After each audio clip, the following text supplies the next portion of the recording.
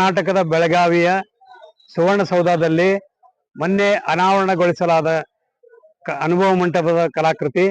ಅದು ನಮ್ಮ ನಾಡಿನ ಖ್ಯಾತ ಕಲಾವಿದರಾದ ಡಾಕ್ಟರ್ ನಾಡೋಜ ಜೆ.ಎಸ್. ಖಂಡೇರಾವ್ ಅವರ ಕಲಾಕೃತಿಯ ಅದು ನಕಲು ಕೃತಿ ಅಂತೇಳಿ ಅದು ನೋಡಿದರೆ ಗೊತ್ತಾಗ್ತದೆ.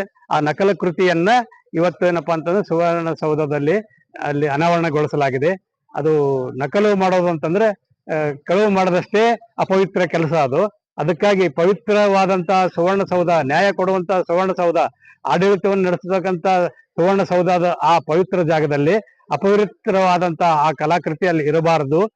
ಅದು ಅಲ್ಲಿಂದ ತೆರವುಗೊಳಿಸಬೇಕು ಅಂತ ಅನ್ನೋದು ಯಾವಾಗ ನಮ್ಮ ಗಮನಕ್ಕೆ ಬಂತು ಈ ರೀತಿ ಆಗಿದೆ ಅಂತೇಳಿ ನಿನ್ನೆ ಗೊತ್ತಾಯ್ತು.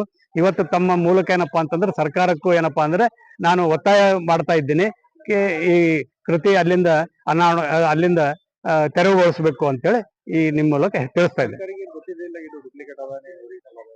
ಈಗ ಅದು ನಾನು ದನಿ ಎತ್ತಿದ್ದೀನಿ.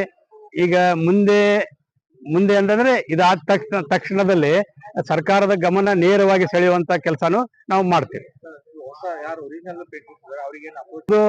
ಆ ತರ ಅಪ್ರೋಚ್ ಯಾವುದೂ ಇಲ್ಲ ಸರ್. ಒಂದೇ ತಕ್ಷಣ ನಮಗ್ ಗೊತ್ತಾಗಿದ್ದು ಪೇಪರ್ ಅಲ್ಲಿ ಮೀಡಿಯಾದಲ್ಲಿ ಬಂದಿದ್ದು ನೋಡಿದವ್ರು ಹೇಳದ ಬಳಿಕ ಅವಾಗ ನಾವು ಅದನ್ನ ಅಬ್ಸರ್ವ್ ಮಾಡಿದ್ವಿ.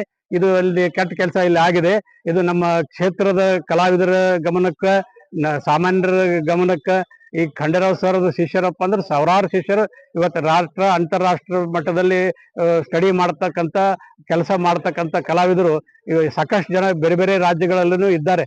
ಈಗ ಆ ರೀತಿ ಏನಪ್ಪಾ ಅಂತಂದ್ರೆ ಅಂಥವ್ರ ಗಮನಕ್ಕೂ ಬರ್ಬೇಕು. ಈ ರೀತಿ ಆಗ್ತಾ ಇದೆ, ಇದು ಕೆಟ್ಟ ಕೆಲಸ, ನಮ್ಮ ಕ್ಷೇತ್ರದಲ್ಲಿ ಆಗಬಾರ್ದು ಇದು ಅಂತ ಅನ್ನೋದು ಏನ್ ಆಗಿರೋದನ್ನ ಸರ್ಕಾರದ ಗಮನಕ್ಕೂ ನಿಮ್ಮ ಮೂಲಕ ತರೋದಕ್ಕೆ ಈ ಒಂದು ಪ್ರಯತ್ನ ನಾವು ಮಾಡಿದ್ದೀವಿ. ಮುಂದಿನ ದಿನಗಳೇನಪ್ಪಾ ಅಂದ್ರೆ ಅವ್ರ ಕುಟುಂಬದವ್ರ ಜೋಡಿ ಚರ್ಚೆ ಮಾಡಿ ಕಾನೂನುಬದ್ಧವಾಗಿ ಏನ್ ಕ್ರಮ ತಗೋಬೇಕು ಅಂತ ಅನ್ನೋದ್ರ ಬಗ್ಗೆ ನಾವು ವಿಚಾರ ಮಾಡ್ತೀವಿ ಸರ್. ಇಲ್ಲಿದೆ ಅವ್ರದ್ದೊಂದು ಲಿಸ್ಟೇ ಕೊಟ್ಟಿದ್ದಾರೆ ಅವರು.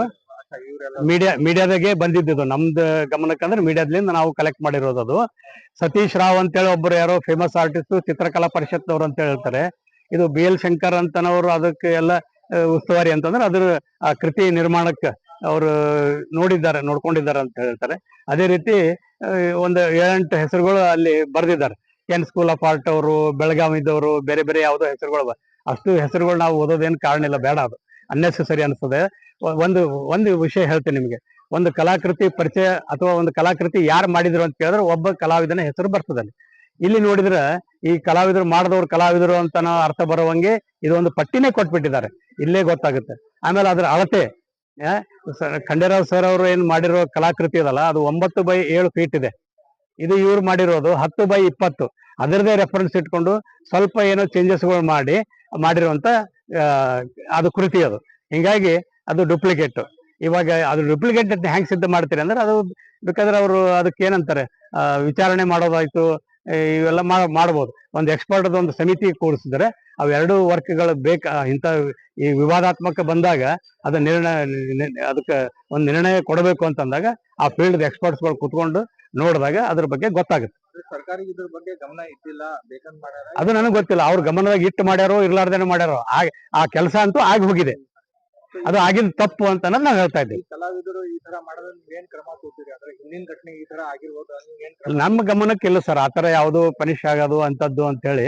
ಇದು ಇವತ್ತೇನಪ್ಪಾ ಅಂದ್ರೆ ಒಬ್ಬ ದೊಡ್ಡ ಕಲಾವಿದಂದು ಕಲಾಕೃತಿಗೆ ಇಷ್ಟು ಮಿಸ್ಯೂಸ್ ಮಾಡ್ತಾ ಇದ್ದಾರಲ್ಲ, ಅದ್ರೊಳಗೆ ಸರ್ಕಾರ ಇನ್ವಾಲ್ವ್ ಆಗಿದೆಯೋ ಇಲ್ಲೋ ಗೊತ್ತಿಲ್ಲ ನನಗೆ. ಅವ್ರ ಗಮನಕ್ಕೆ ಇದ್ದಾಗ ಮಾಡಿದಾರೋ ಇರ್ಲಾರ್ದೇನೆ ಮಾಡಿದಾರೋ ಗೊತ್ತಿಲ್ಲ. ಆದ್ರೆ ಅದು ನಮ್ಮ ಗಮನಕ್ಕೆ ಬಂದಾಗ ಇದು ಒಳ್ಳೇದಲ್ಲ, ಈ ತರ ಪರಂಪರೆನೇ ಆಗ್ಬಿಡುತ್ತೆ ನಾಳೆ. ಆ ತರ ಆಗ್ಬಾರ್ದು ಅನ್ನೋದು ಅವೇರ್ನೆಸ್, ಆಮೇಲೆ ಮುಂಜಾಗ್ರತೆಯಾಗಿ ಒಂದು ಏನು ಅವೇರ್ನೆಸ್ ಕ್ರಿಯೇಟ್ ಮಾಡಿದ್ರೆ ಅವಾಗ ಅಂಥದಕ್ಕಾದ್ರೂ ಏನ್ ಮಾಡಬಹುದು ಅಂತ ಅನ್ನೋದು ಸರ್ಕಾರ ಅದ್ರ ಬಗ್ಗೆ ವಿಚಾರ ಮಾಡ್ಬೇಕು. ನಮಗ್ ಕೇಳಿದಾಗ ನಾವು ಒಂದಿಷ್ಟು ಸಮಿತಿಗಳು ಸೇರಿಸ್ಕೊಂಡು ಈ ತರ ಮಾಡಬಾರದು, ಕೆಟ್ಟ ಕೆಲಸನೇ ಅದು. ಎಷ್ಟಾದ್ರೂ ಅದು ಕೆಟ್ಟದ್ದೇ. ಅದು ಆ ತರ ರಿಪಿಟೇಷನ್ ಆಗ್ಲಾರ್ದಂಗೆ ಯಾವ ರೀತಿ ಕ್ರಮ ಕೈಗೊಳ್ಬೇಕು ಅನ್ನೋದು ಸರ್ಕಾರ ಮತ್ತು ಕಲಾಕ್ಷೇತ್ರ ಸೇರಿ ಮಾಡುವಂತ ಒಂದು ಕಾರ್ಯ ಅದು. ಇದ್ದಾರೆ. ಇದು ಖಂಡೇರಾವ್ ಅವರದ್ದು ಮೂಲ ಕೃತಿಯ ಚಿತ್ರ. ಇದರಲ್ಲಿ ಏನಪ್ಪಾ ಅಂತಂದ್ರೆ ಬಸವಣ್ಣರಿದ್ದಾರೆ, ಆಮೇಲೆ ಅಕ್ಕಮಹಾದೇವರಿದ್ದಾರೆ, ಎಲ್ಲ ಸಾಧು ಎಲ್ಲ ಶರಣರಿದ್ದಾರೆ. ಅವರೆಲ್ಲರ ಹೆಸರುಗಳು ನಮ್ಗೆ ಈಗಿಂದಿಗೆ ಹೇಳಿಕೋ ಬರೋದಿಲ್ಲ ಸರ್. ಅದು ಅವಾಗಿನ ಕಾಲ 12ನೇ ಶತಮಾನದ ಕಾಲ ಯಾವ ರೀತಿ ಇತ್ತು ಅಂತ ಅನ್ನೋದು ಕಲ್ಪನೆ ಮಾಡಿಕೊಂಡು ಎಷ್ಟೋ ದಿವಸ ಸ್ಕೆಚಸ್ಗಳು ಮಾಡಿ ಯಾವ ಫಿಗರ್ ಹೆಂಗಿರ್ಬೇಕು, ಏನು ಉಡುಗೆ ತೊಡುಗೆ ತೊಟ್ಕೊಂಡಿದ್ರು, ಏನ್ ಅವ್ರ ಆ ಈ ಸಿಂಬಲ್ಗಳು ಅಂದ್ರೆ ಈಗ ತಾಯ್ತ ಹಾಕೋತಿದ್ರು, ರಟ್ಟಿ ಖಡ ಹಾಕೋತಿದ್ರು. ಆ ಕಾಲಕ್ಕೆ ಹೋಗಿ ಅವರೆಲ್ಲ ಒಂದೊಂದು ಕ್ಯಾರೆಕ್ಟರ್ದು ಒಂದೊಂದು ಚಿತ್ರಗಳು ಬರೆಸಿದ್ದಾರೆ.